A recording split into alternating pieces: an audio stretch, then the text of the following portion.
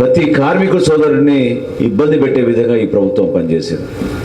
3 సార్లు ఇసుక విధానం మార్చారు. 3 సార్లు. ఏమనంటే పేపర్లో అడ్వర్టైజ్మెంట్లు వేస్తారు, పలానా ఫోన్ నెంబర్కి మీరు చేస్తే ఇసుక మీకు ఇంటికి వచ్చేస్తుందని. కానీ వాస్తవానికి మాత్రం చాలా విరుద్ధంగా ఉంటుంది. గతంలో మీకు కార్మికులకు రావాల్సిన ఇన్సూరెన్స్ పథకం, చంద్రన్న బీమా పథకం అని ఉండేది. చాలామంది కొంతవరకు ఆదుకోగలిగే వాళ్ళం. అది ప్రభుత్వంలో సెస్ కలెక్ట్ చేసిన డబ్బు సుమారు 1200 కోట్ల రూపాయలు ప్రభుత్వంలో మనం కలెక్ట్ చేస్తే కనీసం 100 కోట్ల రూపాయల్లో కార్మికుల సంక్షేమం కోసం ఈ ప్రభుత్వం వెచ్చించలేదు. ఏమనంటే నవరత్నాల్లో మేము ఇచ్చేస్తున్నాం అంటున్నారు. అసలు నవరత్నాలకి కార్మికులకు ఇవ్వాల్సిన ఈ సంక్షేమానికి ఏం సంబంధం చెప్పండి. అది మీ హక్కు, రాజ్యాంగంలో పొందపరిచింది. 1% సెస్ అనేది మనం వాళ్ళ దగ్గర వసూలు చేసి ఎక్కడ నిర్మాణం జరిగినా మున్సిపాలిటీలో కానివ్వండి, పంచాయతీలో కానివ్వండి తీసుకొచ్చి ఆ నిధులు సమీకరించుకొని మీకు మీ కుటుంబాలకి సంక్షేమం ఇచ్చే విధంగా చేయాల్సిన కార్యక్రమం. దాన్ని కూడా వీళ్ళు పక్కదూరం తీసుకెళ్ళిపోయారు. ఎక్కడ చూసినా అవినీతి. భవన నిర్మాణ కార్మికులకి అండగా నిలబడడానికి పవన్ కళ్యాణ్ గారు, జనసేన పార్టీ ఆ రోజున లాంగ్ మార్చ్ ఎప్పుడైతే ఇసుక విధానం గురించి మేము చూసామో, విశాఖపట్నం నిర్వహిస్తే మేమే ఊహించలేకపోయాము. ఆ విధంగా స్పందించారు. శ్రీకాకుళం నుంచి, విజయనగరం నుంచి, విశాఖపట్నం జిల్లాల నుంచి చివరికి అనంతపురం, కర్నూలు ఎంతమంది వలసలు వెళ్ళిపోతున్నారో మన దగ్గర పని లేక.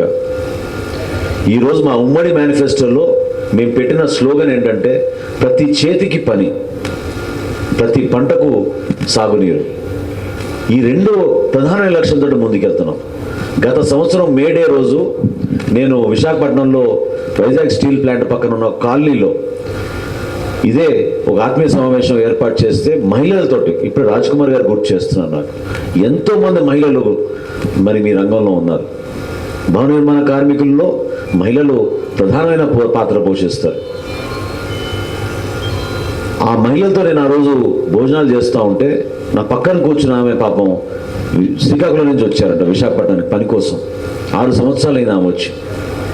చివరికి ఆమె అడిగింది ఏంటంటే రేపటి రోజున మా ప్రభుత్వం వస్తే ఏం చేయాలనే ప్రశ్న నేను అడిగితే సంక్షేమం గురించి అడగలేదు, బటన్ నొక్కమని అడగలేదు, కష్టపడి చదివించుకున్న బిడ్డలకి చదువు గురించి మాట్లాడలేదు ఆ అమ్మాయి.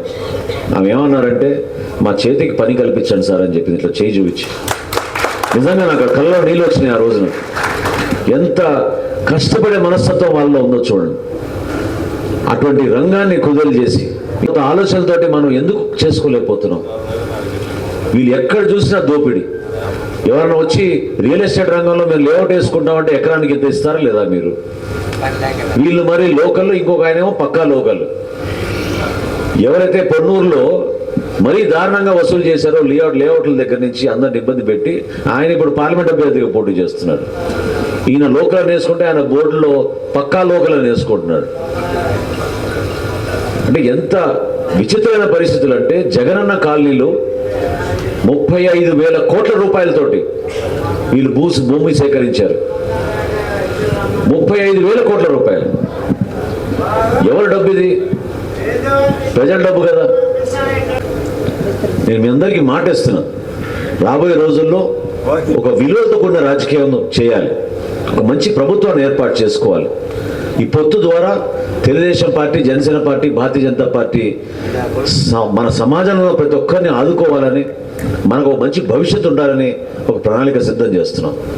చంద్రబాబు నాయుడు గారి నాయకత్వం, ఎంతో అనుభవంతో కూడిన నాయకత్వం, పవన్ కళ్యాణ్ గారి ఆలోచనలు, ఒక కొత్త ఆలోచనలు, ఈరోజు జరుగుతున్న కష్టాల గురించి తెలుసుకొని స్పందించే మనస్తత్వం ఆయనలో ఉంది. వాటన్నిటి కూడా ముందుకు తీసుకెళ్లి రాబోయే రోజుల్లో మీకు మంచి ప్రభుత్వం ఏర్పాటు చేస్తామని, అదేవిధంగా ప్రధానమైన ఈ రియల్ ఎస్టేట్ రంగాన్ని కాపాడుకుంటేనే మీ అందరికీ కూడా చేతికి పని దొరుకుతుంది.